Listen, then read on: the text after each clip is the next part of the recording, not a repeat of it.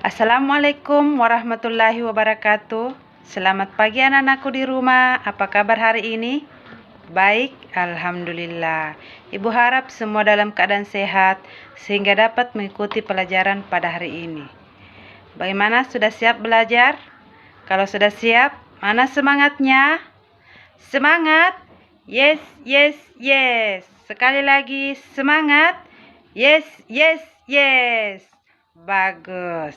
Jadi sebelum kita belajar, mari kita berdoa dengan menundukkan kepala sejenak. Berdoa dimulai. Selesai. Anak-anakku di rumah yang selalu ibu rindukan, siapa di antara kalian yang sebelum tidur selalu dibacakan dongeng oleh ibu atau bapaknya di rumah? Bagaimana perasaannya saat dibacakan dongeng? Pasti merasa bahagia dan terhibur kan? Bahkan dongeng bisa membuat kita mengantuk dan tertidur nyenyak. Namun sebelum tertidur hati kita harus bersih. Bagaimana hati kita bisa bersih? Yaitu dengan memaafkan kesalahan orang lain dan meminta maaf sebelum tidur. Begitupun yang akan kita pelajari hari ini, yaitu tentang dongeng dan meminta maaf. Jadi tema hari ini yaitu menyayangi hewan dan tumbuhan. Adapun tujuan kita belajar hari ini dapat dilihat di slide di samping. Yang pertama, peserta didik dapat menjelaskan isi pesan yang terdapat dalam dongeng secara lisan dengan tepat. Yang kedua, peserta didik dapat menentukan tokoh cerita yang ada dalam dongeng. Dan yang ketiga, peserta didik dapat menyebutkan arti penting meminta maaf sebagai perwujudan pengalaman sila Pancasila. Jadi anak-anakku, pelajaran hari ini tolong diperhatikan dengan baik supaya tujuan di samping bisa tercapai hari ini. Sebelumnya ibu mau bertanya, ada yang tahu apa itu dongeng? Ya, bisa dilihat di samping. Jadi dongeng adalah sebuah cerita yang dibicarakan atau dituliskan yang bersifat hanya sebagai hiburan dan biasanya tidak benar-benar nyata dalam kehidupan. Jadi dongeng itu wujud karya sastra yang ceritanya tidak benar-benar terjadi dan hanya bersifat menghibur. Tetapi walaupun menghibur, dongeng itu mempunyai pesan yang dapat kita petik hikmahnya. Selanjutnya, jenis-jenis dongeng. Bisa dilihat di samping. Jenis-jenis dongeng itu ada 3. Yang pertama, fabel, sage, dan legenda. Apa itu fabel?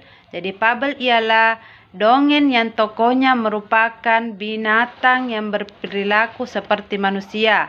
Contohnya dapat berbicara dan berjalan. Misalnya, dongeng si kancil, dongeng buaya dan kerbau, dongeng kancil dan buaya, serta dongeng kancil mencuri mentimun. Yang kedua, sage. Jadi sage adalah dongeng yang mengandung unsur sejarah atau kisah kepahlawanan. Contohnya kisah Jaka Tingkir, Ramayana, Si Buta, dan Dari Gua Hantu. Ini kita akan mengidentifikasi amanat dan penokohan dalam dongeng, maka perhatikan dongeng berikut. Sekali di pinggir hutan, pohon tersebut berdaun sangat lebat dan sangat kokoh. Ia adalah satu-satunya pohon yang masih tersisa selama bertahun-tahun. Sementara pohon-pohon yang lainnya sudah mati karena kehujanan dan kepanasan. Karena hal itulah membuat pohon sangat sombong. Setiap kali penduduk hutan meminta bantuan kepadanya, ia selalu menolaknya. Pohon besar, matahari sungguh sangat menyengat. Bolehkah aku berteduh sebentar saja? Aku sudah kelelahan terbang, ujar burung kenari. Sementara yang diajak berbicara hanya tertawa dengan congkak. Tidak, Kenari. Jika kau hinggap di rantingku dan meninggalkan kotoranmu, itu akan membuatku terlihat kumal dan bau. Sebaiknya cepat kau pergi, Kenari, ujar pohon besar dengan sombong. Kancil yang tidak berada jauh dari pohon besar mendengar percakapan mereka dan mendatanginya. Hei pohon besar, bagaimana rasanya kau berada di cuaca panas seperti ini? Tanya Kancil. Rasanya sangat sejuk, Cil. Aku mempunyai daun yang lebat sehingga aku tidak dapat merasakan panas. Aku pun mempunyai akar yang dapat menjangkau sungai sehingga aku tidak kehausan. Mau kemana kau, Cil? Jawab pohon besar sekaligus bertanya. Aku akan pergi ke hutan seberang, namun tiba-tiba kaki terkilir. Sakit sekali, ujar Kancil berpura-pura kesakitan karena terkilir. Pohon besar hanya terdiam dan tidak mempunyai niat untuk menolongnya. Pohon besar, bolehkah aku berlindung di sini sebentar saja? Tanya Kancil. Tidak, Cil. Kau cari saja sana pohon yang lain, ujarnya tegas. Mendengar hal tersebut membuat Kancil sangat kesal. Ia pun langsung berjalan menuju hutan dan menemui ulat. Kancil meminta bantuan kepadanya untuk memberikan pelajaran kepada pohon besar sombong itu. Akhirnya, ulat pun memanggil teman-temannya dan langsung berbondong-bondong mendatangi pohon besar dan memakan dedaunan pohon besar itu. Sementara, pohon besar berteriak-teriak mengusir para ulat dari tubuhnya. Hei kalian, pergilah, jangan berani-beraninya memakan daunku, ujar pohon besar berusaha mengusir mereka.